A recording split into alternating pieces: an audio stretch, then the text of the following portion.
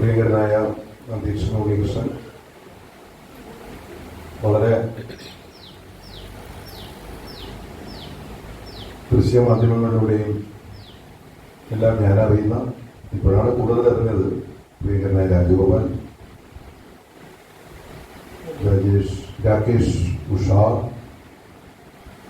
മോഹൻദാസ് ഏട്ടൻ, പ്രിയ സഹോദരൻ വിനോദ്, രാജകുമാരി വിനോദ്, മറ്റ് പ്രിയപ്പെട്ടവരെ, ഞാൻ വളരെ എളുപ്പത്തിൽ രക്ഷപ്പെടാൻ വേണ്ടിയാണ് വയലാറിന്റെ സർഗപ്രപഞ്ചം എന്ന് പറഞ്ഞ് ആ വിഷയം മതിയെന്ന് ഞാൻ പറഞ്ഞത്. കാരണം അതിന് കാര്യമായിട്ട് തയ്യാറാവേണ്ട കാര്യമില്ല. അത് നമ്മൾ നിത്യവും പ്രാക്ടീസ് ചെയ്യുന്ന ഒന്നാണ്. ഇന്നലെയും മിനിയാന്നും ഒക്കെ വയലാറിന്റെ പരിപാടി തന്നെയായിരുന്നു. 1956 നമ്മുടെ ഭാഷാടിസ്ഥാനത്തിൽ കേരള സംസ്ഥാനം രൂപീകൃതമാകുന്നത്. ആ കാലത്ത് കേരളം എങ്ങനെയായിരുന്നു എന്നുള്ളതിനെ കുറിച്ച് ഇന്ത്യ അതിനുവേണ്ടിയില്ല. അത് കഴിഞ്ഞ് കുറെ കാലം കഴിഞ്ഞ് ജനിച്ച ആളല്ല നമ്മളിൽ പലരും.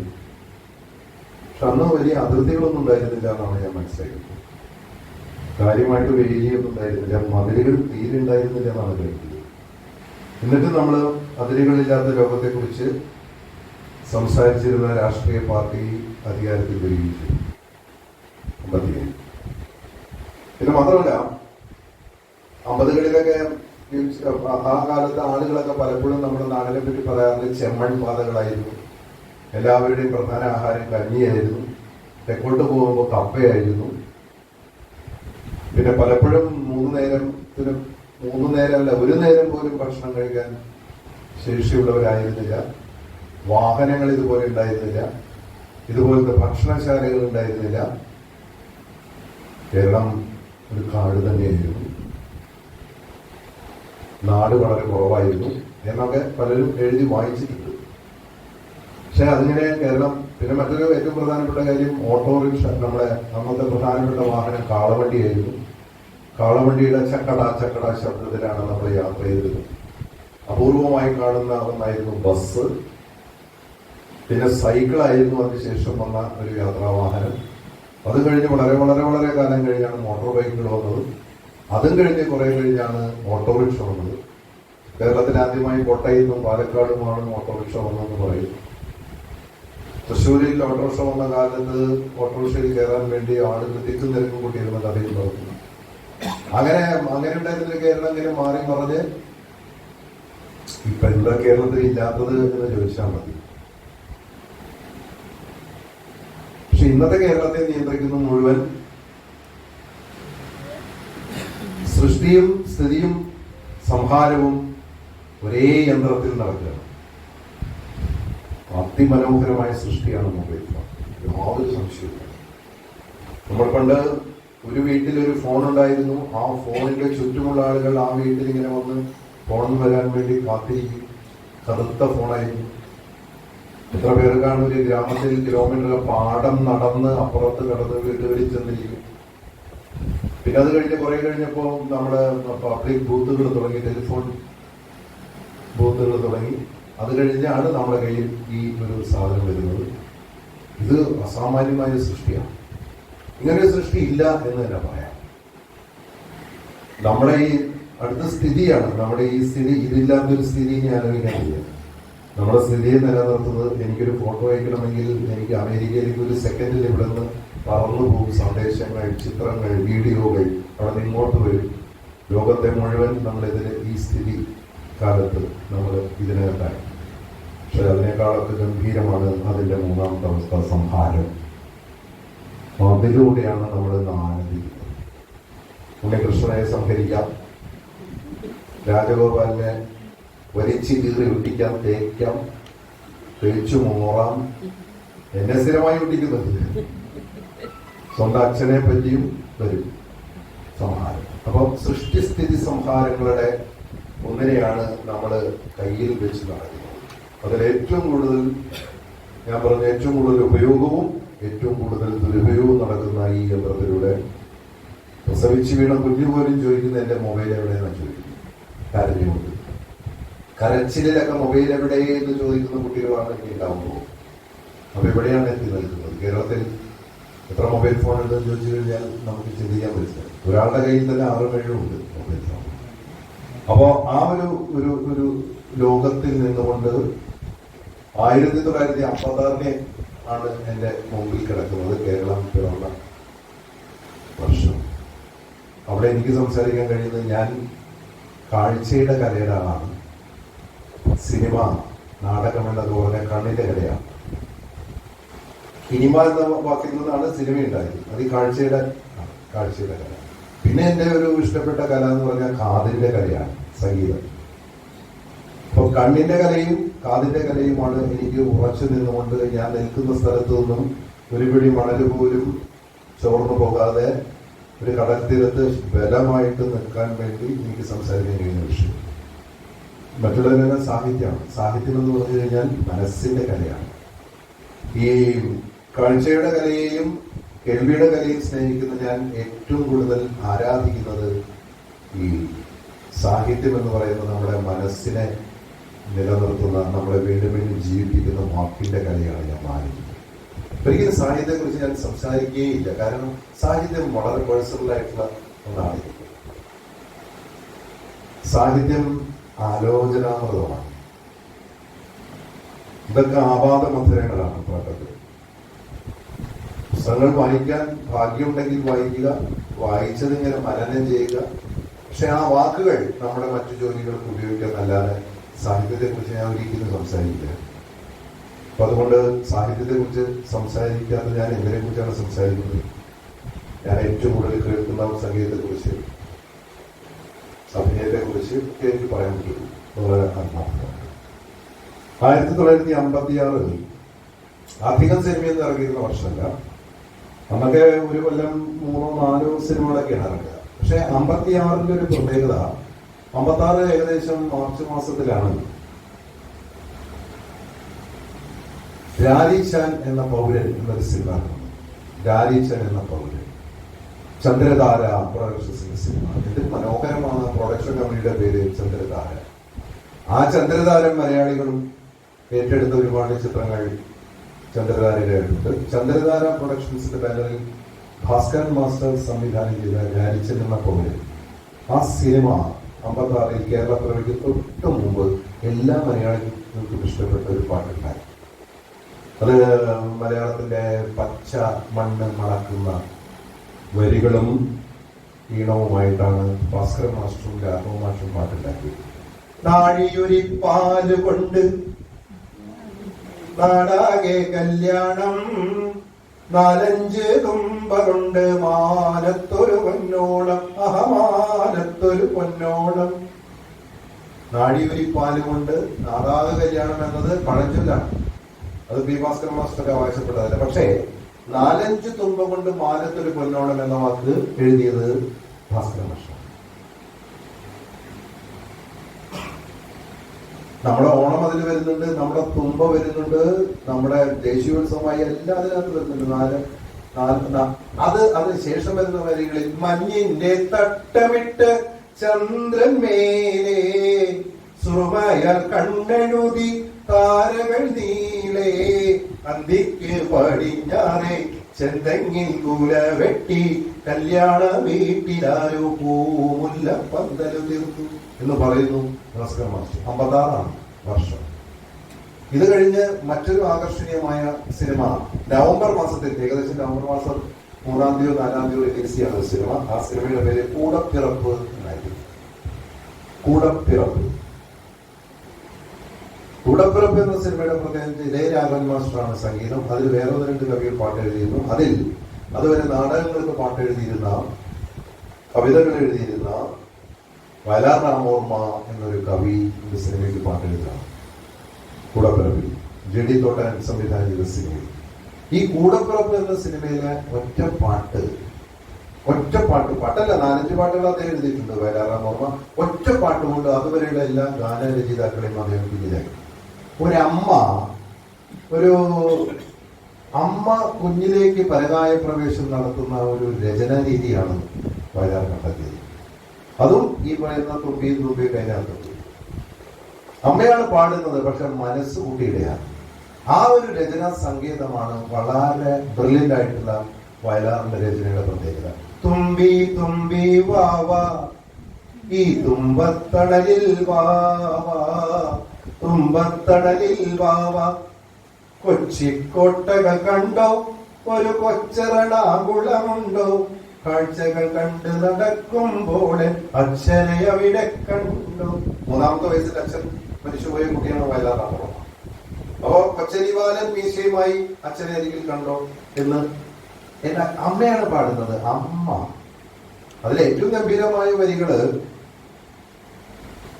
കരളു പുകഞ്ഞിട്ടമ്മ എൻ കവിളിൽ നൽകിയൊരുമ്മ, കരളു പുകഞ്ഞിട്ടമ്മ എൻ കവിളിൽ നൽകിയൊരുമ്മ, കരിവാളിച്ചൊരു മറുകുണ്ടാകിയ കാര്യമച്ഛനറിഞ്ഞു. ആധുനിക കവികളൊക്കെ കേട്ട് പഠിക്കുന്നത്.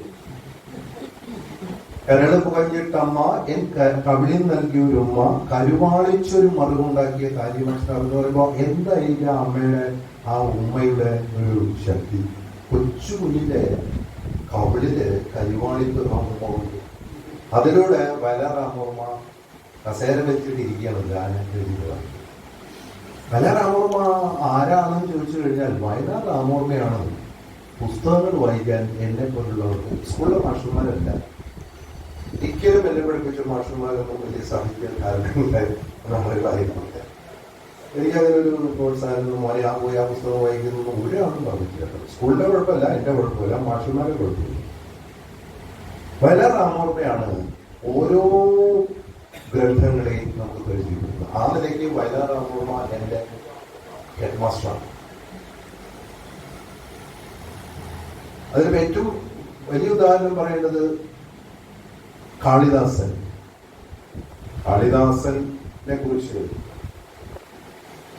എന്താണ് കാളിദാസനെന്നും ആരാണ് കാളിദാസനെന്നും എന്താണ് കുമാരസംഭവം എന്നും ശാകുന്തളമെന്നും തിരിച്ചറിയാതിരിക്കുന്ന പ്രായത്തിലാണ് കാളിദാസന്റെ പാട്ട് കേട്ടിട്ട് നമ്മൾ അന്വേഷിച്ചു പോകുന്നത്.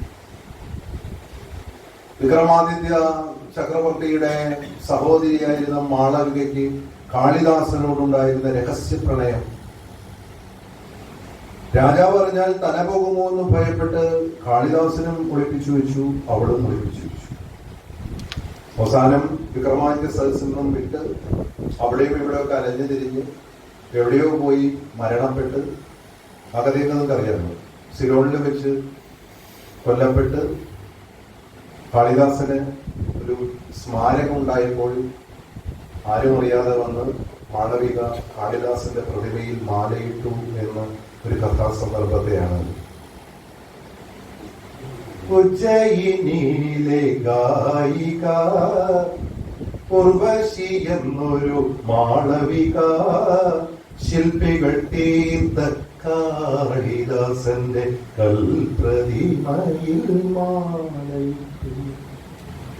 എന്ന് എഴുതുന്നു. അപ്പോ നമ്മൾ അന്വേഷിച്ചു പോകും കാളിദാസൻ ആരാണെന്ന് നമ്മൾ അന്വേഷിച്ചു പോയത് അങ്ങനെയാണ്. ശങ്കരാചാര്യരെ നമ്മൾ അന്വേഷിച്ചു പോയത് അങ്ങനെയാണ്. കാളിദാസനെ അന്വേഷിച്ചു പോയി പോകുന്നേക്കാൾ കുറച്ചുകൂടെ എളുപ്പമാണ് ശങ്കരാചാര്യരെ അന്വേഷിച്ചു പോകാൻ. കാരണം അത് നമുക്ക് പരിചിതമായൊരു മേഖലയായിരുന്നു. ശങ്കരാചാര്യരുടെ ആദിശങ്കരന്റെ അദ്വൈത ദർശനം നമ്മൾ അന്വേഷിച്ചു പോയത് 71 ലൈൻ ബസ് എന്ന സിനിമയിൽ ഒരു പാട്ട് കേട്ടില്ല. അദ്വൈതം ജനിച്ച നാട്ടിൽ ആദിശങ്കരൻ ജനിച്ച നാട്ടിൽ 1000 ജാതികൾ 1000 മതങ്ങൾ 1000 ദൈവങ്ങൾ എന്നത് കേട്ടിട്ടാണ് നമ്മൾ ചോദിക്കുന്നത് ആരാണത്? അദ്വൈതം, ശങ്കരൻ, എന്താ സംഭവം? നമ്മൾ അന്വേഷിക്കണം.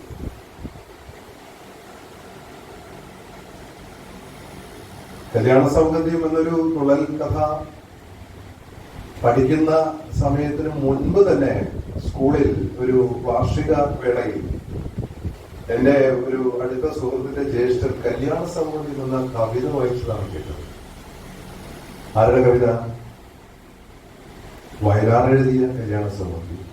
ആ കവിതയ്ക്ക് ഇന്നും ഏറ്റവും പ്രസക്തിയുണ്ട്. ഞാനത് കവിത ആയതുകൊണ്ട് മനപ്പാഠം പഠിക്കാൻ പറ്റിയ പാട്ടാണ്. മാനസ സരസിന്റെ തീരത്തു നിന്നു, ഗന്ധമാദനഗിരിയുടെ താഴ്വരക്കാട്ടിൽ നിന്നു.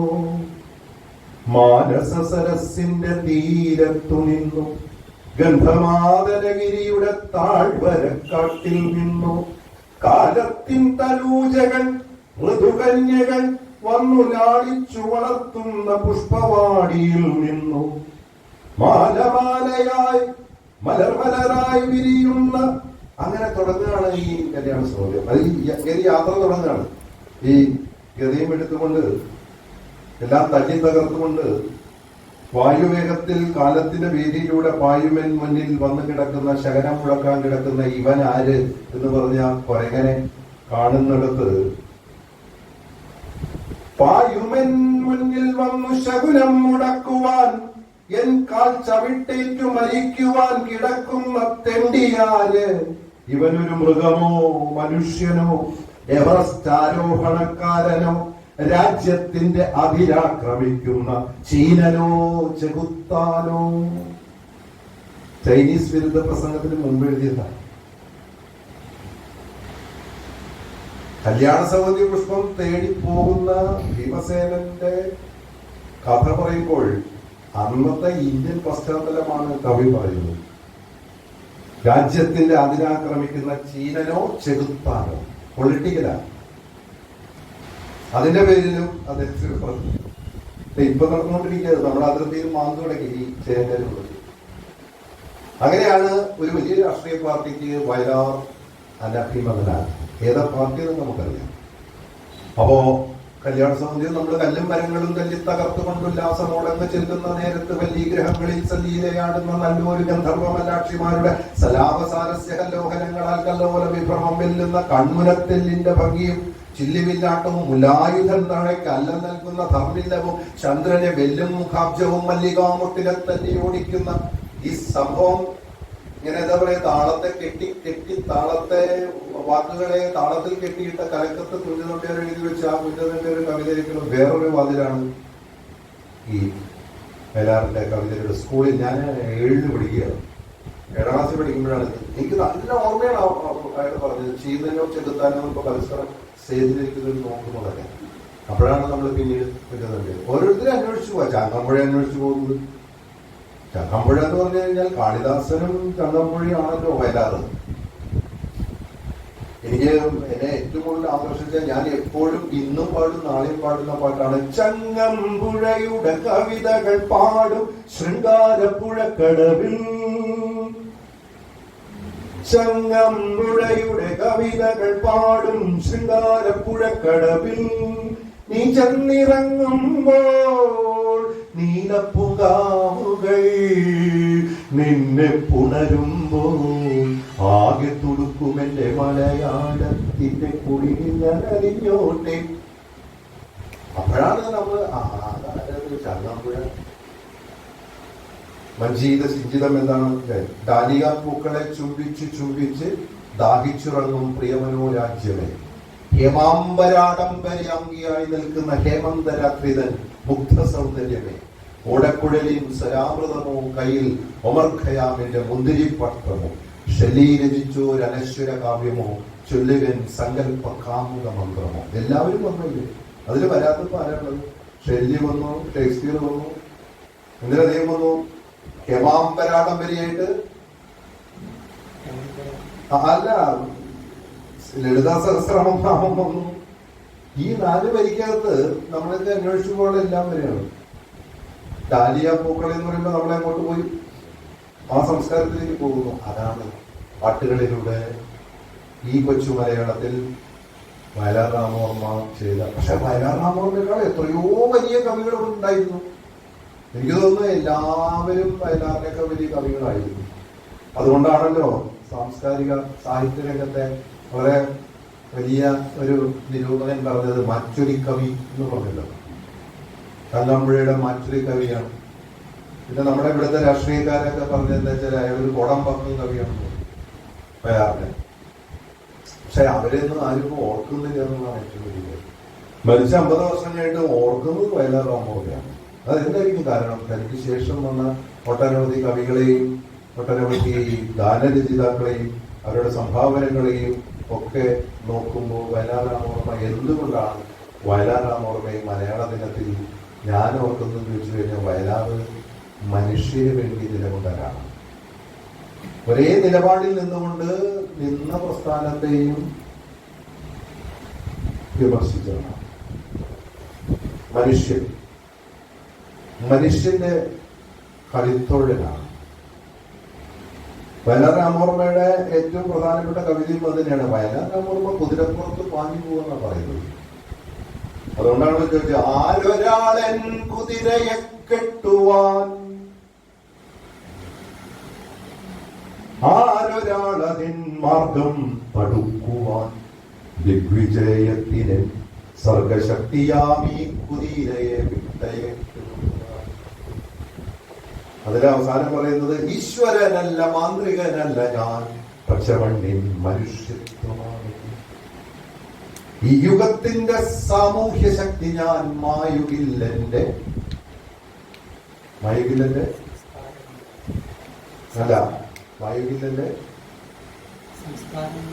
വീതികൾ, എന്താണ് ചൈതന്യ വീതികൾ. അതാണ് വയലാർ. ഉണ്ണായി വാര്യരുടെ നളചരിതം ആട്ടക്കഥ, മലയാളത്തിൽ എഴുതപ്പെട്ട ആദ്യത്തെ ആട്ടക്കഥ വായിക്കാനും നമ്മളെ പ്രേരിപ്പിച്ചു വയലാറാണ്. സാമ്യമകന്നൂരു ധ്യാനമേ കൽപ്പഗോധ്യാനമേ നിന്റെ കഥകളി മുദ്രയാം കമലദളത്തിരൽ ദേവിയുണ്ടോ ദേവി സാമ്യമകന്നൂരു ധ്യാനമേ. നമ്മുടെ ഈ കഥകളി കാണാൻ പോകുന്ന സമയത്ത്, ഈ കഥകളി കാണാൻ പോകുന്നത് ഇത് കേട്ടിട്ടാണ്.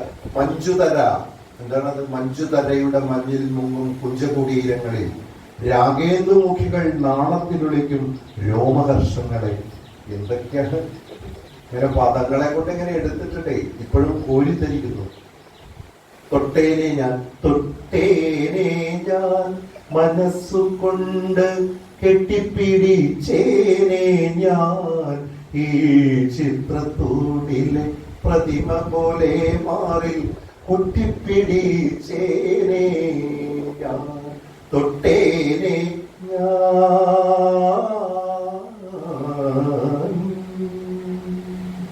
എന്ന് പറയുമ്പോൾ നളചരിതം, അങ്ങോട്ടും നളചരിതം എല്ലാം ഞാൻ പറയുന്നത് ഒരുവിധം എന്താ പറയേണ്ടത്, നമ്മുടെ കുമാരനാശാൻ അടുത്ത് വരുന്ന ഇതൊക്കെ ആലോചിച്ചിട്ടൊന്നല്ലാണ്ട് ഇതിങ്ങനെ കുമാരനാശാന് കാവ്യകലയുടെ കമല പൊയ്കകൾ കണി കണ്ടുണരും കവികൾ, അനുഭൂതികളുടെ ഗോപസ്ത്രീകളെ ഒളിയം പെയ്യുകയായിരുന്നു, പുരികക്കൊടിയാൽ അവരുടെ മാറിൽ പൂവം പെയ്യുകയായിരുന്നു, അവരുടെ കയ്യിലെ മധുകുംഭത്തിലെ അമൃത് കുടിക്കുകയായിരുന്നു. മാറ്റുവിൻ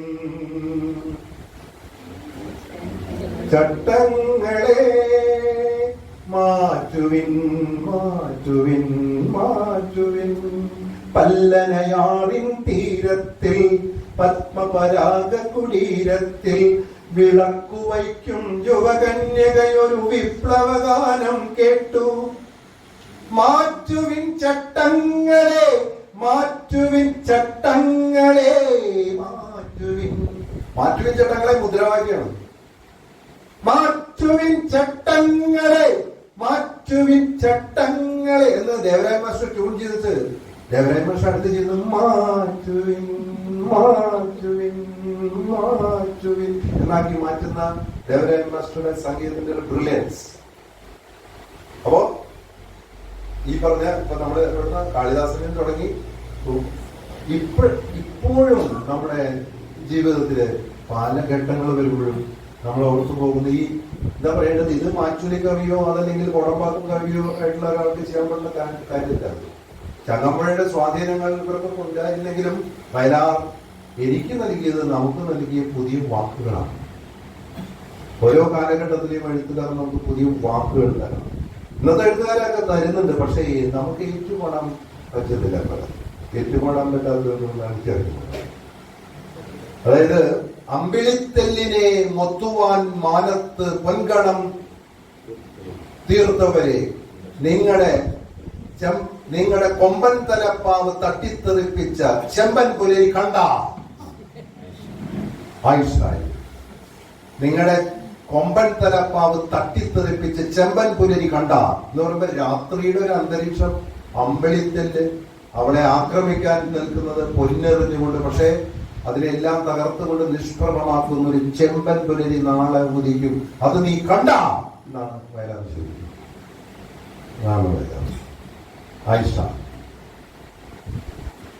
വയലാർ ആദ്യമൊക്കെ എഴുതിയിരുന്നത് മാറിയിട്ട് പിന്നെ ഇവിടുത്തെ കാര്യങ്ങൾ മനസ്സിലായി. അദ്ദേഹം അപ്പോഴാണ് വാളല്ലൻ സമരായുധം ജഡജനധ്വാനം മുഴക്കിയിടുവാനാളല്ല, എൻ കരവാട് വിറ്റൊരു പൊന്മണി വീണ വാങ്ങിച്ചു ഞാൻ, രാഗം താള ശ്രുതിസ്വരം ഇവയ്ക്കല്ലാതൊന്നിനും ഓണക്കൊട്ടുകൾ തീർക്കാൻ കഴിയുകയില്ല മൽപ്രേമതീർത്ഥം എന്ന് വല്ലാതെ തിരിച്ചറിഞ്ഞൊരു കാലം.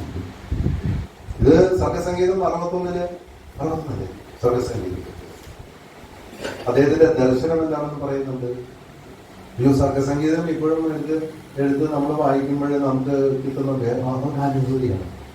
അരണ്യാന്തരഗർഭരോദര തപസ്ഥാനങ്ങളിൽ സൈതവോദാരശ്വാശ്യാമ മനോഭിരാമ പുരിനോപാന്ത പ്രദേശങ്ങളിൽ ആര് അന്തർമുഖം ഈ പ്രപഞ്ച പരിണാമോഹിന്ന സർഗക്രിയാസാരം തേടി നടന്നു പണ്ട് അവരിലെ ചൈതന്യമൻ ദർശനം. കൃത്യമായ ദർശനം, കൃത്യമായ ഫിലോസഫിയാണ് വയലാർ.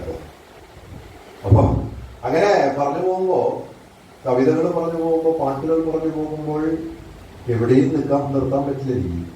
നിർത്താൻ പറ്റാത്തത് ഇതിങ്ങനെ ഒരു അണപൊട്ടി ഒഴുകുന്ന എന്തോ ഒന്നാണ്. ഈ നിലാവിനെ പിടിച്ചിട്ട് എന്തൊക്കെയാക്കിയിട്ടുള്ളത് എനിക്ക് അറിഞ്ഞൂടെ. നിലാവ് ഇങ്ങനെ ഉദിച്ചു വരുന്ന നിലാവിനെ കുറിച്ച് വയലാർ എഴുതുമ്പോ ഇത്രയും വലിയ റൊമാൻറ്റിക് ആയിട്ടുള്ള ഒരു കവിയില്ല. കുറുനിരകൾ മാടിയൊതുക്കി കുനുകൂന്തൽ നിറുകയിൽ കെട്ടി അരയിൽ ജഗന്നാഥൻ പുടവ ചുറ്റി മുത്തോല കുട ചൂടി മൂവന്തി പുഴ നീന്തി മൺവിളക്കുമേന്തി വരണു വെണ്ണിലാവേ വികാരം നിന്നിൽ വന്നു നിറയുകില്ലേ ഒരു നാൾ.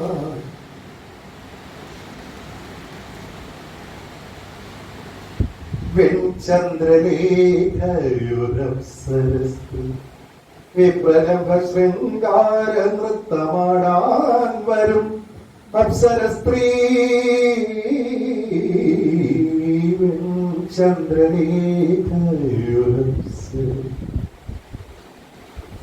എന്തൊക്കെ പാടണം, നിലാവിന്റെ എത്രണ്ണം പാടണം. പൂനിലാവുദിക്കുമ്പോൾ ഇതിലേ ഗന്ധർവന്മാർ ഭൂമിയിൽ വന്നൊരു ചന്ദനമാളിക തീർക്കുന്നവർ സുന്ദരിമാരുടെ ഹൃദയ സരസുകൾ സ്വപ്നം കൊണ്ടു നിറയ്ക്കൂ സ്വപ്നം കൊണ്ടു നിറയ്ക്കും.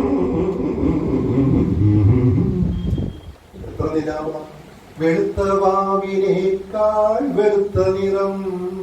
അതെന്തൊരു നിറം! ഉത്തരായണ കിളിപ്പാടി പൊന്മാതിനിയെ പോലെ പൊന്നും വളയിട്ട വെണ്ണിലാവേ നിന്നെയൊന്നു ചുംബിച്ചു. പൊന്നും വളയിട്ട വെണ്ണിലാവോ? എനിക്കിപ്പോഴും മനസ്സിലായിട്ടില്ല. ഞാൻ ശരത്തിനോട് ചോദിച്ചു, അല്ല ഈ അച്ഛൻ എന്ത് എഴുതിയിരിക്കുന്നത്? പൊന്നും വളയിട്ട വെണ്ണിലാവ്, അത് പൊന്നാണ് ആ വെണ്ണിലാവ്. അപ്പൊ എനിക്ക് പിടിയിട്ടില്ലേ പൊന്നും വളയിട്ട വെണ്ണിലാവ്. ഞാൻ ഇന്നലെ ആലോചിച്ചത്, ഇപ്പോഴും ആലോചിച്ചോണ്ടിരിക്കും. ഇന്ന് വേറെ സ്ഥലത്ത് കൊണ്ട് അവിടെ പൊന്നും വളയിട്ട വെണ്ണിലാവ്. അങ്ങനെ വെണ്ണിലാവിനെ എവിടേക്ക് പിടിച്ച് കൊണ്ടുവന്നിട്ട്, അപ്പൊ ഇതിലൊക്കെ എന്താ പറയാ, റൊമാൻറ്റിക് കവിയാണ്. പിന്നെ വയലാർ ശാസ്ത്രജ്ഞനായിട്ടാണ് ഈ നിലാവിനെ പിടിച്ചിട്ട്. അത് കേട്ട് കഴിഞ്ഞാൽ വയലാർ ഫിസിക്സിന്റെ എന്താ പറയാ, പോസ്റ്റ് ഡോക്ടറേറ്റ് ഒക്കെ കഴിഞ്ഞിട്ട് തങ്കത്താഴികക്കുടമല്ല താരാപഥത്തിലെ രഥമല്ല ചന്ദ്രബിംബം കവികൾ പുകഴ്ത്തിയ സ്വർണമയൂരമല്ല തങ്കത്താഴികക്കുടമല്ല. നിർത്തുന്നില്ല. കസ്തൂരിമാനില്ല, കല്ലോനില്ല, കൽപ്പക തളിർമര തണലില്ല. ഏതോ പ്രണയത്തിൽ ഇരുൾ വന്നു മൂടും ഒരു ഏകാന്ത ശൂന്യതയല്ലോ. ആരാ എഴുതുന്നത്?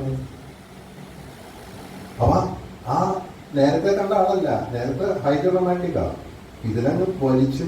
അതായത് കവികളും വലിയ വലിയ കവികൾ ചാർത്തിക്കൊടുത്ത നിലാവിന്റെ നേരെ ചാർത്തിക്കൊടുത്ത ആ നേർത്ത ആട വലിച്ചു കീറുകയാണ്. സർഗസംഗീതത്തിലും നിലാവിലുണ്ട്. ഞാനീ ജാലകവാതിലിൽ ചെറുമുടന്തണ്ടിൽ ഞൊറിഞ്ഞിട്ടതാണ് ഈ നീലത്തുകിൽ ശാരദേന്ദുകലയെ പാവാട ചാർത്തിക്കുവാൻ. ശാരദേന്ദുകലയെ പാവാട ചാർത്തിച്ചാണ് പറയുന്നത്. എന്താ ശൂന്യത മാത്രമേ ഉള്ളൂ. അതിപ്പോ നമ്മുടെ ആൾക്കാർ ഇപ്പൊ അടുത്ത് പോയല്ലോ. എത്ര ദൂരമാണ് ഇവിടുന്ന്? എത്രയോ ദൂരമുള്ള സ്ഥലത്ത് പോയി ഇറങ്ങിയല്ലോ. അവിടെ ചെന്നപാട് ഒരു ബംഗാളിയാണ് അത്രയും ചായക്കട. പണ്ട് മലയാളിയായിരുന്നു. ചെന്നിറങ്ങിയപ്പോ പറഞ്ഞു സാറെ കേരള സേ കരിമ്പാവലിൽ നിന്ന് പോയ ഒരാൾ അവിടെ നിൽക്കുമ്പോ ചായ ആ ടീക്കടയുടെ അവസ്ഥ മലയാളിയാണ്. കാശി പ്രമുഖിക്കാറ് പറഞ്ഞു ഞാൻ അവിടെ ഇല്ലട്ടാ എന്ന് പറഞ്ഞ് തൊട്ടടുത്ത് തൃശ്ശൂർക്കാരൻ. അപ്പൊ ഒന്ന് ആലോചിച്ചല്ലോ, നിലാവിനെ എടുത്ത് കൈകാര്യം ചെയ്യും. അങ്ങനെ ഓരോന്നിനുണ്ടല്ലോ. ഓരോ പാട്ടെടുത്ത് നോക്കിയാലും വീണ്ടും വീണ്ടും അന്വേഷിക്കുകയാണ്. ഇവിടെ ഇരിക്കുന്ന പുസ്തകങ്ങളൊക്കെ വായിക്കാൻ തോന്നുകയാണ്. ഇത് കേൾക്കുമ്പോഴാണ് ഭാഷ, ഈ വാക്കുകള് അറിയാതെ വാക്കുകൾ ഇങ്ങനെ നമ്മുടെ തലത്തിൽ വന്ന് വീഴുകയാണ്. ഞാൻ പാടിയപ്പോൾ ഉണ്ണി പാടില്ല. ഏറ്റവും കൂടുതൽ സ്ത്രീകളെ സംബോധന ചെയ്ത വാക്കുകൾ എന്തൊക്കെയാണ്? ചക്രവർത്തിനി, കാമിനി, കാവ്യമോഹിനി, കാളിദാസന്റെ മാനസ നന്ദിനി, ശകുന്തളയെ പോലും പിടിച്ചു. മറ്റാള് മാത്രം സ്വന്താക്കണ്ടാണ്. കാമിനി, കാവ്യമോഹിനി, കാളിദാസന്റെ മാനസ നന്ദിനി, നിന്റെ മാലിനി തീരത്ത് ഞാൻ തീർക്കും എന്റെ സാഹിതി ക്ഷേത്ര വാശി. പിന്നെ സീമന്തിനി, വിവാഹം കഴിഞ്ഞ പെണ്ണിന്റെ പ്രണയം. സീമന്തിനി നിന്റെ ചൊടികളിലാരുടെ പ്രേമ മൃദുസ്മേരത്തിൻ സിന്ദൂരം, ആരുടെ കൈനകേന്തു അവിടെ ഞങ്ങൾ കഴിയും കൈനകേന്തു മരീചിയിൽ കുളിച്ചാകെ തളിർത്തു നിൻ കൗമാരം. യൗവനത്തിലാവും എന്റെ കൗമാരം തളിർത്തത് ആരുടെ കൈനകേന്തു. അസാമാന്യ പരിപാടികളാണ്, നിസ്സാരം പരിപാടിയില്ല. പിന്നെ എന്തൊക്കെയാ? സന്യാസിനി. ഏറ്റവും വലിയ ഫിലോസഫി അതാണ്. രാത്രി പകലിനോട് എന്ന പോലെ യാത്ര ചോദിപ്പൂ ഞാൻ. പോവില്ല, പോവും വരും. കടലിലെയോളവും കരളിലെ മോഹവും അടങ്ങുകില്ല മനെ, അടങ്ങുകില്ല. വരൂ. ഞാൻ ഇന്നലെ കേട്ട ഒരു വലിയ സംഭവം. ഏറ്റുമാനൂരാണല്ലോ MG യൂണിവേഴ്സിറ്റി. ഞാൻ ഏറ്റുമാനൂരിൽ പോയിട്ട് ഏറ്റുമാനൂർ അപ്പനെ എനിക്ക് നമ്മളെ വളർത്തുന്നതിന്റെ ആളാണല്ലോ. 7 പൊന്നാക പാടിക്കാൻ പോണ ഞാൻ. 7 പൊന്നാനപ്പുറത്തെഴുന്നള്ളും ഏറ്റുമാനൂര് അതൊക്കെ പാടി ചെന്നപ്പോ എന്റെ സുഹൃത്തിനോട് പറയാ, അത് എനിക്ക് ജ്യോതിഷത്തിലൊക്കെ നിങ്ങൾ വിശ്വസിക്കുന്ന എനിക്ക് അറിഞ്ഞുകൂടാ. വയലാർ രാമവർമ്മ മരിച്ചിട്ട് അദ്ദേഹം മാത്രമേ ഉള്ളൂ ഈ വിഗ്രഹാരാധനം അടുത്തിട്ടാണ് പുള്ളി സംസ്കൃതമൊക്കെ പഠിച്ചിട്ട് അതിൽ നിന്ന് കുറച്ച് കാര്യങ്ങൾ മനസ്സിലാക്കിയാണ് പുള്ളി അതിൽ പോകുന്നത്. അപ്പോ മരിച്ചിട്ട് പ്രശ്നം വെച്ച് നോക്കിയത്രേ, ഇപ്പൊ ഈ ആത്മാവ് ഇവിടെ വിട്ട് പോകുന്നില്ല, അതിന് എന്താ ഒരു കോമഡി പറഞ്ഞപ്പോ ഏറ്റുമാനൂർ അപ്പന്റെ അടുത്ത് ഇരിക്കുമെന്ന് നമുക്കൊന്ന് പറയാം. അങ്ങനെ കുറെ പൂജാകർമ്മങ്ങൾ ചെയ്തിട്ട് ഈ ആത്മാവിനെ ചന്ദനമുട്ടിയിൽ ആവാഹിച്ച് എടുത്ത് ചന്ദനം വരച്ചിട്ട് ആ ചന്ദനം ഏറ്റുമാനൂരപ്പന്റെ വിഗ്രഹത്തിൽ ചാർത്തി. അപ്പൊ ഞാൻ ഏറ്റുമാനൂരപ്പനെ തൊഴുത് വരുമ്പോ ഞാൻ വയലാറിനും തൊഴുതു. ഏറ്റുമാനൂരപ്പ എന്ന് ഭഗവാനെ വിളിച്ചു, ഏറ്റുമാനൂർ അച്ഛ എന്ന് വയലാറിനെ വിളിച്ചു. അല്ല, അത് അങ്ങനെയാണ് പറയുന്നത്. ഇതിനകത്ത് എനിക്കറിയില്ല എന്താന്ന് പറഞ്ഞൂടാ, അങ്ങനെ ഒരു സംഭവം ഉണ്ടാകും. ഈ വയലാറിൽ നിന്ന് തോണിയില് വന്നിട്ട് ആ ഏറ്റുമാനൂര് കടവില് ബോട്ട് കെട്ടിൽ ഇറങ്ങി ഇളനീര് കൊണ്ട് വന്നിട്ട് അവിടെ അഭിഷേകം നടന്നുകൊണ്ടിരിക്കും. 18 വയസ്സ് വരെ അവിടെയാണ്. 18 വയസ്സ് വരെ അവിടെ നിന്നും പഠിച്ച സംസ്കൃതത്തിലും അവിടെ നിന്നും പഠിച്ച മറ്റ് സംസ്കൃത ആചാര്യന്മാരിൽ നിന്നും പകർന്നു കിട്ടിയ ഒരു വലിയ അറിവിൽ നിന്നാണ് അദ്ദേഹം പിന്നീട് അതിനുശേഷം കമ്മ്യൂണിസം വഹിച്ചിട്ടുണ്ടാവുന്നത്. ആ അറിവാണ് അദ്ദേഹത്തെ മാറ്റം വരുത്തിയെന്നാണ്. അപ്പൊ അങ്ങനെ ഒരു ഇത് എന്നോട് പറഞ്ഞത് വരാതെ വളരെ എടുപ്പുള്ള ഒരാളാണ് പറഞ്ഞത്.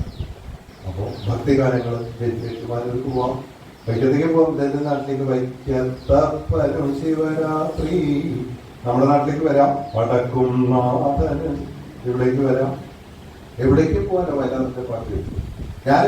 ഒരു യാത്ര നടത്തിയാൽ ഇപ്പോൾ ഞാൻ തിരുവനന്തപുരം മുതൽ കാസർഗോഡ് വരെ ഞാൻ ഒരു വാഹനത്തിൽ, തുറന്ന വാഹനമൊന്നും വേണ്ട, പോവുകയാണെങ്കിൽ ഓരോ ദേശം കണ്ടാലും ഓരോ പ്രദേശം കണ്ടാലും ഈ പാട്ടുകൾ ഓർമ്മയിൽ വരും. ഇത് ഇങ്ങനെ സംഭവിച്ചു പോകുന്നതാണ്. പൂവ്, ഈ കല്യാണ സൗന്ദര്യത്തിൽ പറഞ്ഞൊരു പാട്ടില്ലേ, തങ്കം എനിക്ക് എന്താ പറയാ, എനിക്ക് കയ്യെത്താത്തൊരു പൂവില്ല ഈ പ്രപഞ്ചത്തിൽ എന്ന് പറയുന്നുണ്ട് ഭീമൻ. എനിക്ക് കയ്യെത്താത്തൊരു പൂവില്ല ഈ പ്രപഞ്ചത്തിൽ എന്ന് പറയുന്നുണ്ട്. ഔദ്ധത്തോടു കൂടി ഇങ്ങനെ അങ്ങനെ നമുക്ക് എത്ര പൂക്കളല്ലേ, ഏതൊക്കെ പൂവ്, പാരിജാതം നിങ്ങൾ പറഞ്ഞ പൂവൊക്കെ വരും. കവിഴ്, അതെ, പിന്നെ അത് വരും. സ്വർണ്ണത്താമര, അത് വരും. ഇന്ദ്രവല്ലരി പൂ വരും. അങ്ങനെ എല്ലാ പൂക്കളും വരും. ഇതെല്ലാം കഴിഞ്ഞാൽ തൃക്കാക്കരവോ പോരാഞ്ഞ് അത് വരും. കാലിമുല്ല വരും. ശംഖുപുഷ്പം കണ്ണെഴുതുമ്പോൾ വരും. കൈതപ്പൂ വിശറിയുമായി കൊണ്ട് കാറ്റ് വരും. ആ പൂവിനോടൊപ്പം കൈതപ്പൂവിന്റെ മണം വരും. താഴമ്പൂ മണമുള്ള തണുപ്പുള്ള രാത്രി വരും. താഴമ്പൂ മണമുള്ള തണുപ്പുള്ള സത്യമാഷ പാടും. ലോകത്തുള്ള എല്ലാ പൂക്കളും വരും. അതാണ് തങ്കം എനിക്ക് എത്തിപ്പിടിക്കാനാവാത്ത ഒരു പൂവില്ല ഈ പ്രപഞ്ചത്തിൽ എന്ന് വയനാട് എഴുതി. ഞാൻ ഈ പിന്നെ കുട്ടികളുടെ പാട്ട്, ടെലിഫോണിനെ കുറിച്ചുള്ള പാട്ട് ആണ് ഗംഭീര പാട്ട്. ടെലിഫോണിനെ കുറിച്ച് ഇപ്പൊ ഈ അടുത്ത കാലത്ത് ഈ കുട്ടികൾക്ക് അമ്മമാര് പാട്ട് പാടി കൊടുക്കുന്ന ഒരു കാലമാണല്ലോ. ഞാൻ എന്റെ മകളോട് പറഞ്ഞു, ഈ പാട്ട് നീ പാടി കൊടുത്തു കുട്ടിക്ക്, അവന് ഇച്ചിരി വിവരം ഉണ്ടാവുന്നത് ഇങ്ങനെ ഒരു കാലം ഉണ്ടായിരുന്നുള്ളൂ. എന്താ പാട്ടെന്നറിയോ? കിലുക്കിലുക്കും കിലുക്കിലുക്കും ആ കിങ്ങിണിച്ചപ്പിൽ ഒളിച്ചിരിക്കും ടെലിഫോണിനകത്തുള്ള ഒരു പാട്ട് കാര്യം, കൂട്ടുകാരി. പിന്നെ അവസാനം അതൊന്നല്ല അതിന്റെ കാര്യം. ടെലിഫോണിനകത്ത് കൂട്ടുകാരികളെന്ന് പറയുന്നു. അവിടെ നിന്ന് പറയുന്ന അച്ഛനെ, അമ്മയെ, എന്താ പറയുക, സൂര്യചന്ദ്രന്മാരെയൊക്കെ നമുക്ക് ഇതിനോട് സംസാരിക്കാം. ഇത് കഴിഞ്ഞ് ഈ കവിത അവസാനിക്കുമ്പോൾ ഒരു കെട്ടുണ്ട്. എന്താ അറിയോ? നളചരിതം കഥയിലെ അരയന്നത്തെ പോലെ ഏതോ രാജകൊട്ടാരത്തിലേക്ക് സന്ദേശം എത്തിക്കുന്നുണ്ട്. അപ്പോ വളരെ കുട്ടികളുടെ ഒരു പാട്ട് പാടി അതിനെ ക്ലാസിസത്തിൽ കിട്ടിയിടുകയാണ്. അവസാനിക്കുമ്പോൾ കൊണ്ട് കെട്ടി വരിഞ്ഞിടുന്നത് നമ്മുടെ ഒരു ക്ലാസിക്കൽ കൃതിയിലാണ്. നളചരിതം കഥയിലെ അരയന്നത്തെ പോലെ ദൂരെയുള്ള ഒരു അരമനയിൽ ദൂതിന് പോകും. ആ ദൂതാണ് സംഭവം. അതെ, ദൂരെയുള്ള ഒരു അരമനയിൽ ദൂതിന് പോകും. ഫോൺ, ഏത് ഫോൺ? കറുത്ത ഫോൺ എന്നൊക്കെ പറയുന്നുണ്ട്. ഫോണിനെ കുറിച്ച് വെക്കാം. നമ്മൾ സാധാരണ ഈ ഇനാനിമേറ്റ് ഒബ്ജക്റ്റിനെ കുറിച്ച് ഇങ്ങനെ പാട്ട് എഴുതാന്ന് ചോദിച്ചു കഴിഞ്ഞാൽ പാട്ട് എഴുതാനുണ്ടെങ്കിൽ ഇത് കേൾപ്പിച്ചു കൊടുക്കാം. ഈ പാട്ട് എന്താ എങ്ങനെയാ ഈണം? അത് മറന്നുപോയി, പെട്ടെന്ന് ഓർമ്മ വന്നതാണ്. കിലുകിലുക്കും കിലുകിലുക്കും കിങ്ങിടിച്ചൊളിച്ചിരിക്കും ടെലിഫോണിൽ കൂട്ടുകാരി കൂട്ടുകാരി കളി കൂട്ടുകാരി ദേവരാജ മാസ്റ്റർ. അത് മറ്റേ എനിക്കൊന്ന് സ്കൂൾ മാസ്റ്ററിന്റെ പാട്ട്. പിന്നെ നിങ്ങൾക്കറിയാമോ ഈ പാർവണ ചന്ദ്രിക പകലിരുന്നുറങ്ങും പഞ്ചലോകമേടയിലും പാർവണ ചന്ദ്രൻ പകല ഉറങ്ങും. എന്തൊരു ഇമാജിനേഷൻ. പിന്നെ വേറൊരു പാട്ടില് എന്താ പറയാ, മൂടൽ മഞ്ഞു കുളിച്ചു താമസിക്കും. മൂടൽ മഞ്ഞു കുളിച്ച് താമസിക്കുകയാണ് എവിടെ? കുറ്റാലത്ത്. ആ, പീരുമേട്ടില. മൂടൽ മഞ്ഞു കുളിച്ച് താമസിക്കും. പീരുമേട്ടിലെ മൂകതയിൽ പതഞ്ഞു പതഞ്ഞു നിറയൂ. തിരി കൊളുത്തും തേയിലയ്ക്ക് നീർ കൊടുക്കൂ. മണ്ണിൽ വീണ ദുഃഖങ്ങളെ സ്നേഹിക്കൂ. മാനത്തെ കൊള്ളുന്നുള്ളാൻ കൈനീട്ടും കുന്നിന്റെ മാറിൽ നിന്റെ സ്യമന്തകങ്ങൾ പതിപ്പിക്കൂ. ഓ,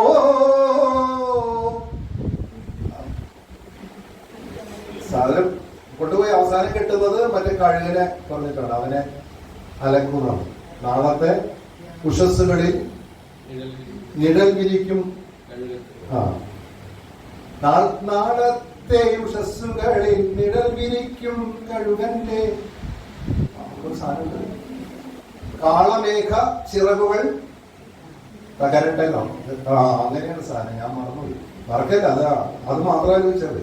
അപ്പൊ അങ്ങനെ എവിടേക്കാണ് വാക്കുകളെ കൊണ്ട് പോകുന്നത്? 50 വർഷം ആകുമ്പോൾ നമ്മളിതൊക്കെ പാടിക്കൊണ്ടിരിക്കുന്നു അല്ലെ? എന്താ മൂടൽ മഞ്ഞ് മുലക്കരുതെന്ന് നേരത്തെ പറയുന്നു. ഈ ഇവിടെ വന്ന് ബീച്ചിൽ വന്ന് താമസിച്ച വയലാറിനെ കുറിച്ച് പറയുന്നു. ഇനി ഞാനൊരു ഉണർത്തുപാട്ടാണ് പാടാൻ പോകുന്നത്. ഉറക്കുപാട്ടല്ല. നമ്മള് സാധാരണ ഉറക്കുപാട്ട് എന്നല്ല പറയാം. പക്ഷെ ഉറക്കുപാട്ടിനെ ഉണർത്തുപാട്ട് എന്ന് പറഞ്ഞ ആളാണ് ഇത്. 3 കാര്യങ്ങളാണ് എനിക്ക് ഏറ്റവും ഇഷ്ടപ്പെട്ട ഒരു അദ്ദേഹത്തിന്റെ ദേവരമശ്രീയുടെ. കുന്നും പൂരത്തൊരു മിന്നലാട്ടം കുഞ്ഞുണരം മീണി കുഞ്ഞുണരം കുന്നത്തെ തേവരോ അമ്പിളി മാമരോ കുഞ്ഞിന്റെ അച്ഛനോ ആരാരോ.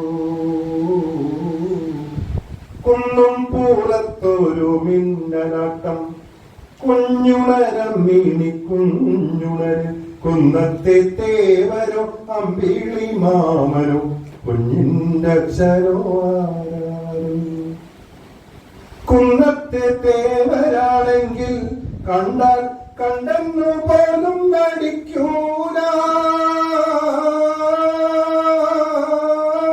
കാല് പിടിച്ചാലും കൈകൂപ്പി നിന്നാലും കണ്ണേലൊന്നു തുറക്കൂല. കണ്ണീരൊന്നു തുറക്കൂല. അത് ദൈവദിശയാണ്. അമ്പിളി മാമനാണെങ്കിൽ കണ്ടാൽ അമ്മിണി കുഞ്ഞിനെ അറിയൂല. പോകുന്നിടത്തൊക്കെ പിന്നാലെ ചെന്നാലും നേരം വെളുക്കുമ്പോ കാണൂല. നേരം വെളുക്കുമ്പം കാണൂല. രണ്ടുപേരും പോയി. കുഞ്ഞിന്റെ അച്ഛനാണെങ്കിൽ അയ്യ കുഞ്ഞിനെ തണുത്ത് വെക്കൂല. പൊന്നുമ്മ മേടിക്കും പൂനാരും ചൂടിക്കും വന്നാലൊരിക്കലും പോകൂല. വന്നാലൊരിക്കലും പോകൂല. 3 ദൈവത്തെയും അമ്പിളിമാവിനെയും അച്ഛനെയും. മറ്റൊരു കണ്ണു തുറക്കാത്ത ദൈവങ്ങളെന്ന് ഇത് തന്നെയാണ്. ഇതിനു മുമ്പ് എഴുതിയത് കണ്ണു തുറക്കാത്ത ദൈവങ്ങളെ കരയാനറിയാത്ത ചിരിക്കാനറിയാത്ത കളിമണ്ണും പ്രതിമകളെ. അത് തന്നെയാണ് ഇത്. കുന്നത്തെ ദേവനാണെങ്കിൽ അറിയൂല, കുമ്പിട്ടാലും കാര്യമില്ല, പ്രാർത്ഥിച്ചിട്ടും കാര്യമില്ല, അറിയില്ല. അച്ഛനങ്ങനെയല്ലെന്നാണ് പറഞ്ഞത്. എനിക്കിത് അവസാനമാകുമ്പോൾ ഞാൻ കരയും. ഇന്ന് കരയാൻ പറ്റില്ല എന്ന് വിചാരിച്ചിട്ടാണ്. പുന്നമ്മ മേടിക്കും, പൂണാരം ചോദിക്കും, വന്നാൽ ഒരിക്കലും പോവില്ല അച്ഛൻ. അപ്പൊ അച്ഛൻ എവിടെ കിടക്കുന്ന അച്ഛനാ? 3 വയസ്സിൽ മരിച്ചുപോയ അച്ഛൻ. അതല്ലേ ആത്മാവിൽ ഒരു ചിത.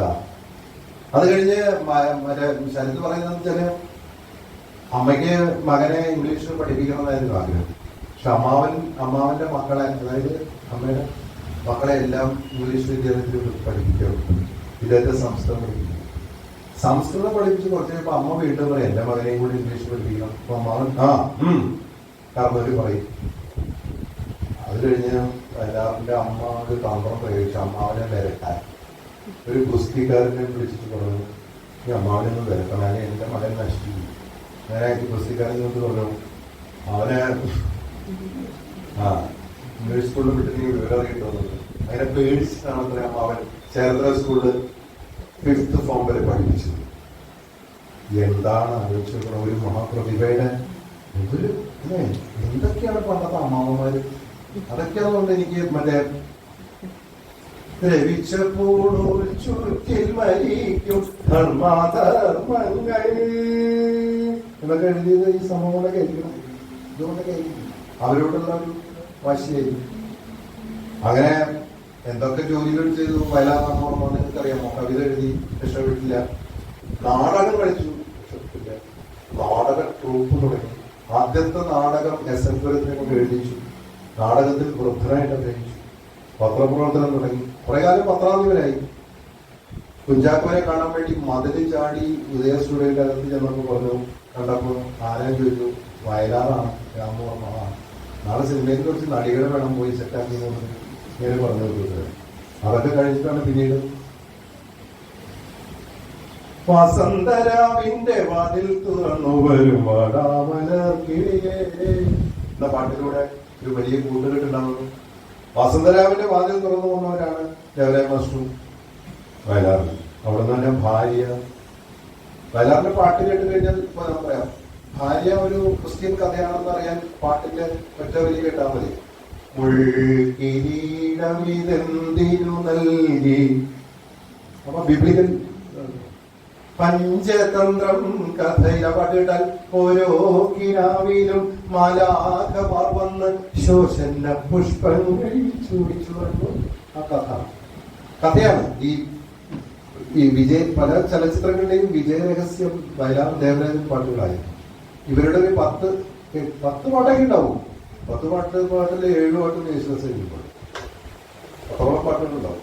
അതായിരുന്നു.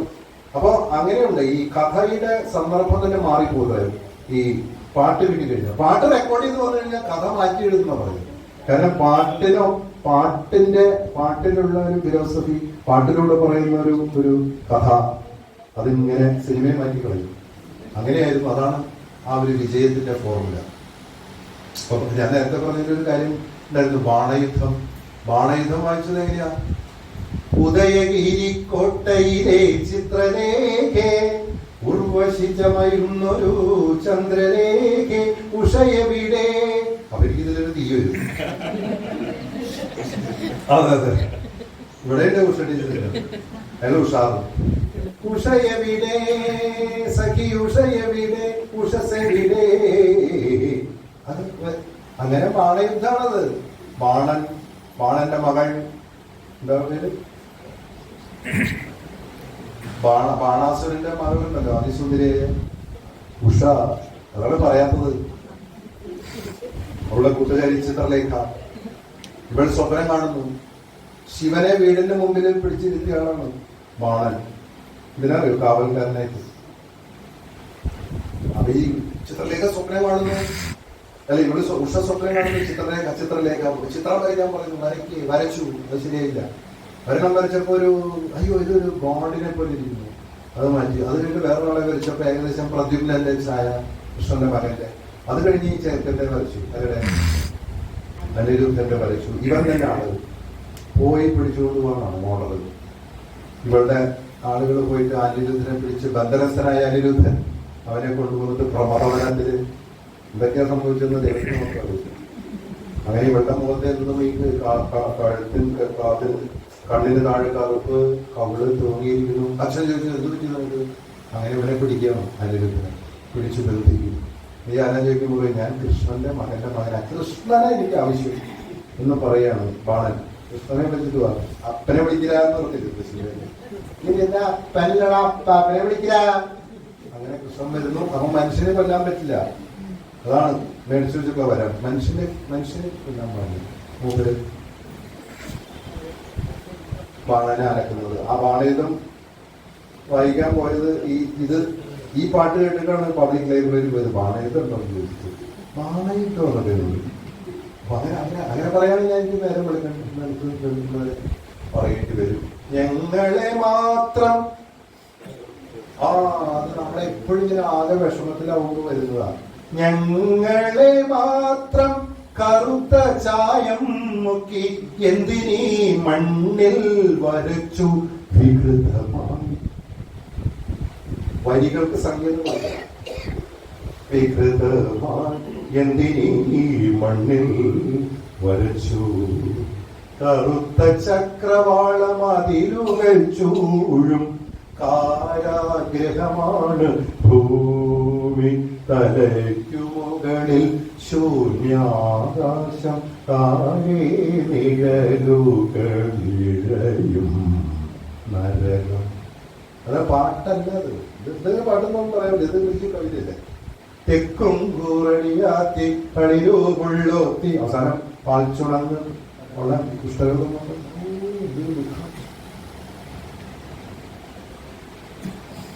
ഒരിടത്തു ജനനം ഒരിടത്തു മരണം ചുമരിൽ ജീവിതം. അത് നാടകത്തിലെ രാമമാഷ, സിനിമയ്ക്ക് ദേവലമാഷ.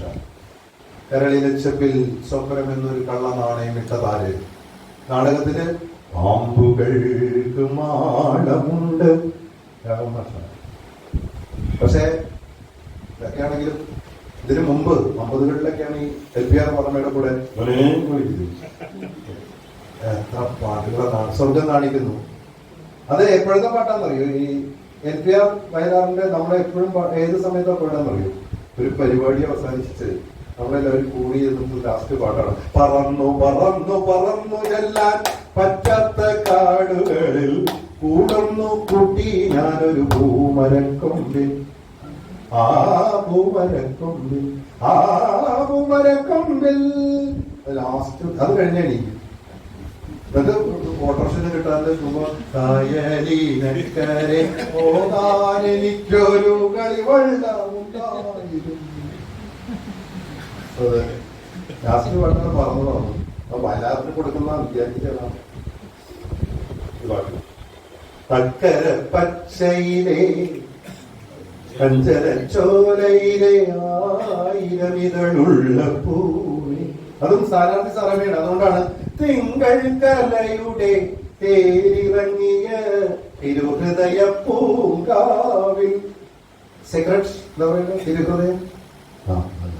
അപ്പൊ തിങ്കൾ കലയുടെ തേരിറങ്ങിയെന്ന് വരുമ്പോ സംസ്കൃതം. അതിന്റെ തിരുഹൃദയ പൂങ്കാവ് വരുമ്പോ അവിടെ ആ പള്ളി. ശബരിമലയിൽ തന്റെ സൂര്യോദയത്തിലേക്കും അതെല്ലാവരും പറയുന്നതാണ്. ശബരിമലയിൽ തങ്ക സൂര്യോ. ഇത്രയും ഭക്തിയുള്ള ഒരു പാട്ടില്ല. അപ്പൊ തന്നെ എഴുതും ശബരിമലയിൽ കല്ല്, ശക്തീശ്വരത്തും കല്ല്. അവിടെ നിന്ന് നേരെ ഗുരുവായൂർക്ക് പോയിട്ട് ഗുരുവായൂർ അമ്പലനടയിൽ ഒരു ദിവസം ഞാൻ പോകുന്നത്. അമ്പലപ്പുഴ കൃഷ്ണ എന്ന് എഴുതും. കണ്ണ ആലിലക്കണ്ണ ഞാൻ പാലാഴി തിരയിലിടക്കും. അത് എഴുതും. ഇപ്പുറത്ത് പോയിട്ട് വേറൊരു സാധനം 4 കൈ വെച്ചിട്ടാണ് എഴുതും. അപ്പോ അങ്ങനെ എനിക്ക് ഇനിയും കൂടുതൽ എനിക്ക് കവിതയെ പറ്റിയൊക്കെ പറയാനുള്ളതാണ്. പക്ഷെ ഈ ഉച്ച നേരത്ത് കവിതയെ പറ്റി പറഞ്ഞ ഉറക്കം കൂടും. ഉച്ച സമയത്ത് കവിത പറയാൻ പാടില്ല. ഉച്ച സമയത്ത് കവിതയെ പറ്റി ഉണ്ടാകും. ഉച്ച സമയത്ത് പാട്ടാൻ പാടുന്നത് അല്ലേ? അല്ലെങ്കിൽ നമുക്ക് കലക്കായിരുന്നു കവിത. ഏതൊക്കെ പറഞ്ഞാലും എങ്ങനെയൊക്കെ ആയാലും ഇന്നത്തെ ഈ ദിവസം കേരളപ്പിറവിയുടെ 50ാം വർഷം ആഘോഷിക്കുന്ന ഈ ദിവസം ഇവിടെ വന്നിട്ട് നമ്മുടെ ഒരു വലിയ സർഗപ്രപഞ്ചം കവിതയിലും എനിക്ക് തോന്നുന്നത് ഈ മനോഹര തീരത്ത് ജീവിച്ചും സ്നേഹിച്ചും കൊതി തീരാതെ പിരിഞ്ഞുപോയ കാവ്യശില്പിയാണ് വയലാർ. അത് മാത്രമല്ല, എനിക്ക് തോന്നുന്നത് അദ്ദേഹം ചിരഞ്ജീവിയാണ്. സുമാരഴിക്കോട് മാഷ് പറഞ്ഞത് ഇപ്പൊ വരുന്നത് ഈ സമയത്ത് വന്നിരുന്നു.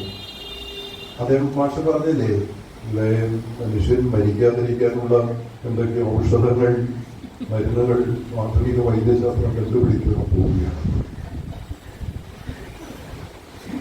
ഒരു ഡോക്ടർ ഇരിക്കുന്നവർക്ക് പറയാനൊരു ആവേശം, മനുഷ്യന്റെ മരണം നീട്ടിക്കൊടുക്കാൻ വേണ്ടി, അതിന് ഇല്ലാതാക്കാൻ വേണ്ടി ആധുനിക വൈദ്യശാസ്ത്രത്തിന്റെ പരീക്ഷണശാലകൾ.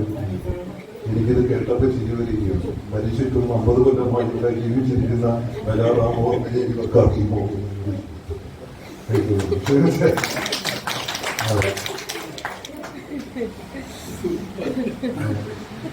മതം മതം നിങ്ങൾക്കിനിയും കാട്ടാളത്തത്തിൽ മതാന്ത വികൃതികൾ നിർത്തി തമ്മിൽ പുണരാനായില്ലെന്ന് ചോദിച്ചു.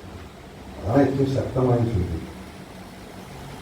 മതം മതം നിങ്ങൾക്കിനിയും ഈ കാട്ടാളത്വത്തിൽ മതാന്ത വികൃതികൾ നിർത്തി തമ്മിൽ പുണരാനായില്ല എന്നാണ് ഇവിടെ ചോദിക്കുന്നത്. കേരളം എത്രയൊക്കെ വലുതായി, എത്രത്തോളം നമുക്ക് എന്ത് ഇക്കോണമി എന്ന് പറയേണ്ടതിനെ ഡ്രാഫ്റ്റ് എക്കോണമി എന്നും അതുപോലെ ഗൂഗിൾ പേ എന്നും ബാങ്ക് ട്രാൻസ്ഫർ എന്നൊക്കെ പറഞ്ഞിട്ട് നമ്മൾ ഏകദേശം അമേരിക്കൻ നിലവാരത്തിൽ ജീവിക്കുന്ന ആൾക്കാരാണ്. ഏറ്റവും ചെലവുള്ള കാര്യമാണ് തൃശ്ശൂർ ജീവിക്കുക എന്ന് ഞാൻ മനസ്സിലാക്കി. ഭയങ്കര ചെലവല്ലേ, നമുക്കിവിടെ ബാർഗെയിൻ ചെയ്യാൻ പറ്റില്ല. 50 വർഷം അല്ല 69 വർഷത്തെ കേരളത്തില് ഒരു സാധാരണ മനുഷ്യനെ ജീവിക്കാൻ പറ്റില്ല. ബോംബെയിൽ പറ്റും, കൽക്കത്തയിൽ പറ്റും, ബാംഗ്ലൂരിൽ പറ്റും, ഇവിടെ ജീവിക്കാൻ പറ്റില്ല മനുഷ്യന്. അതാണ് നമ്മുടെ വലിയൊരു അങ്ങനൊരു കേരളമാണ്. അവിടെ നിന്നുകൊണ്ട് നമ്മൾ ചിന്തിക്കുമ്പോൾ ഇത് ഇനിയും വളരാനുള്ള കാര്യങ്ങൾ. ഓരോ ദിവസവും കേരളമുണ്ട്. എല്ലാത്തിനും അങ്ങനെയാണ്. നമുക്കൊരു ഷോപ്പിങ്ങിന് പോകുമ്പോൾ നമുക്ക് ബാർഗെയിൻ ചെയ്യാൻ പറ്റില്ല. അവരെ പറഞ്ഞ് ഒരുതരം ഔദ്ധത്യവും ധാർഷ്ട്യവുമുള്ള ആളുകളാണ് പലരും. വേണേ എടുക്കാൻ പറ്റില്ല എന്നുള്ളൊരു അല്ല, ശരിയല്ലേ? ഞാൻ പറഞ്ഞു, ഞാൻ എന്നോട് പറയില്ല, മാന്യക്ക് പെരുമാറും. ഇതൊക്കെ നിങ്ങളുടെ അവരുടെ കാശ് കൊണ്ടല്ലേ ഈ സംഭവം നിങ്ങൾ പാവപ്പെട്ട മനുഷ്യരും അവരോട്. അപ്പോ വയലാറിന്റെ ഒക്കെ ഒരു തോട്ട് പ്രോസസ് ഉണ്ടായിരിക്കും.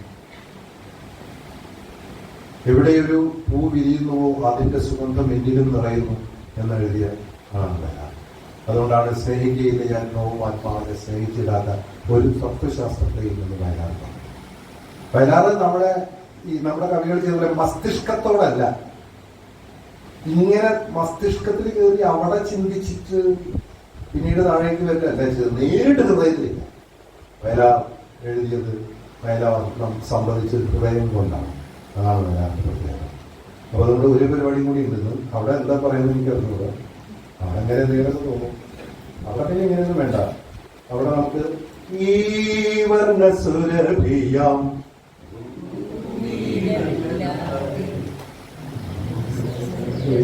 ുണ്ടോ സന്ധ്യകളുണ്ടോ ചന്ദ്രികയുണ്ടോ ഗന്ധർവഗീതമുണ്ടോ വസുന്ധരേ കൊതി തീരും വരെ ഇവിടെ പ്രേമിച്ചു മരിച്ചവരുണ്ടോ എന്ന് പറഞ്ഞുകൊണ്ട് ഞാൻ എന്റെ അടുത്ത പാട്ട് കേൾക്കാൻ പോകണം. എനിക്കൊന്ന് അവിടെ ആദ്യം തുടങ്ങ നമ്മുടെ പാട്ട് പാടിയില്ല. ഹിന്ദുവായി അങ്ങനത്തെ സ്ഥലത്താണ്. ഹിന്ദുവായി മുസൽമാനായി ക്രിസ്ത്യാനിയായി നമ്മൾ കണ്ടാലറിയാതായി ഇന്ത്യ ഭ്രാന്താലയമായി. 1000 മാനവ ഹൃദയങ്ങൾ ആയുധപുരങ്ങളായി. അതിനെ തുടങ്ങാം. അപ്പോ ദൈവത്തിന്റെ മൊത്ത കച്ചവടക്കാരുടെയും അല്ലെങ്കിൽ അതിന്റെ ചെറിയ കച്ചവടക്കാരുടെയും അത് വെച്ചുകൊണ്ട് വോട്ട് വാങ്ങുന്നവരുടെയും രാഷ്ട്രീയം എന്ന പേരിൽ എല്ലാ വൃത്തികളും ചെയ്തുകൊണ്ട് തത്വശാസ്ത്രത്തിന്റെ പേരിൽ പറഞ്ഞ് നമ്മെ രക്ഷിക്കുന്നവരുടെ ഓർമ്മയിലേക്ക് വയലാർ രാമവർമ്മ മരിച്ചിട്ടില്ല.